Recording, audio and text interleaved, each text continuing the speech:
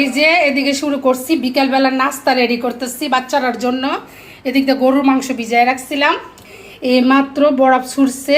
আর এদিকে মাংসের মধ্যে অনেক চর্বি আছে, চর্বিগুলো কাটতে একদম ফালাই দিব, যেহেতু আমার ঘরে কেউ চর্বি খায় না, এই কারণে সবগুলো চর্বি একদম ফালাই দিব। ফালাইয়া আর এই যে পিওর মাংসটা একদম পাতলা পাতলা করে কেটে নিব। এদিকে এক পিস লেবু নামাই নিচ্ছি, আর এদিকে আছে হলুদ, বাটা হলুদ, এইটা আমি ডিপের থেকে মাত্র নামাইছি। বরফ ভাঙতেছে, এটা আমি আরেকটা বক্সে একটু করে নিব, আর বাকিটা ডিপে রেখে দিব, আর অর্ধেক নর্মালে রাখবো।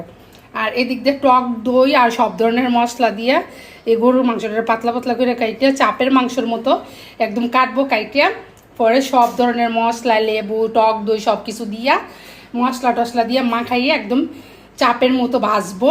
আর হইছে যেহেতু বিকালবেলার নাস্তা, আর পাতলা পাতলা করে কয়েকটা গরম গরম রুটি বানাই দেবো, রুটি দিয়ে খাইবো, সাথে থাকবো সালাদ। দেখেন আমি কি করে মাংসটা আগে পরিষ্কার করে নিই। এই যে চাপের মাংসটা সব কিছু দিয়ে একদম রেডি করে রাখছি। অনেক ধরনের মশলা টশলাই দিলাম, গোলমরিচের গুঁড়া দিচ্ছে, তারপরে সব ধরনের মশলার গুঁড়া দিয়া টক দই দিয়ে মাখাইয়া রেখে দিচ্ছি। এখন আমি একটু ফ্রিজে রাখবো, কয়েক মিনিটের জন্য ফ্রিজে রেখে দিই। এই দিক দিয়ে চাপের মাংস বসাই দিচ্ছি,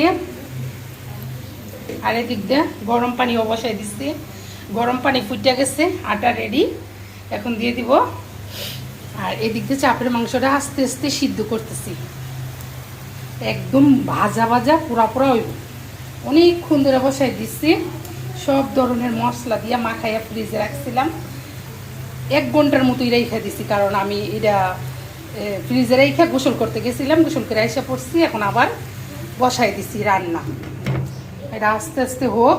চুলা একদম লো হিটে বসাই দিছি, একদম লো হিট। আর এদিক দিয়ে গরম পানি ফুটানো হয়ে গেছে, লবণ দিয়ে দিচ্ছি, হালকা একটু তেল দিচ্ছি। এখন আমি আটাটা দিয়ে দিব। এই যে এদিক দিয়ে পাতলা পাতলা করে রুটি বানাইতেছি, কতগুলা রেডি করে নিচ্ছি। ছোট্ট ছোট্ট করে রুটিটা বানাইতে হইব, নইলে সবাইবার বাপে খাইতে চায় না, ঠিক আছে? একদম মশমশা কইরা রুটিটারে এদিকে রাখতেছি, আর এদিকে আরেকটা দিয়ে দেই। আর এদিক দিয়ে একদম রান্না শেষ, এখন ওদের খাইতে দিয়ে দিব। কয়েকটা রুটি জমাই নি আগে, না?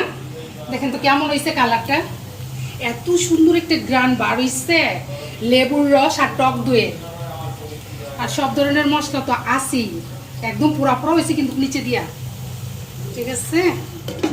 আচ্ছা, আমি এদিক দিয়ে কয়েকটা রুটি ভাইজা এদিক দিয়ে ভাজতেছি, আর এদিক দিয়ে বানাইতেছি।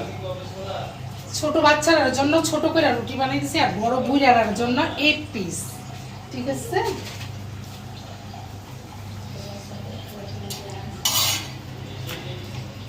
একদম সুন্দর করে গরম গরম রুটি দিয়া মাংস দিয়ে খাবে কে? শাবাব।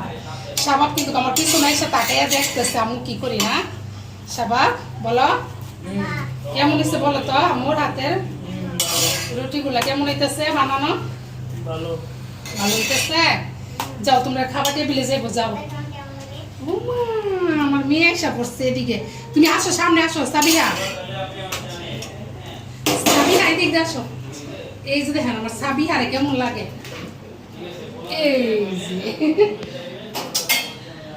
এই যে এদিক দিয়ে দেখেন ফুলকো ফুলকো, একদম ফুলকো ফুলকো রুটি বানাইতেছি সাবিহার জন্য। না আমি আরেকটা বানাই নেই।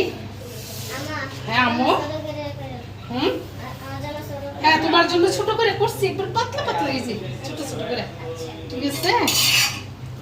এই যে নামাই নেই, আর 4-5টা হইলে তোমরা খাইতে দিব। বাবা যাও, টেবিলে যাও।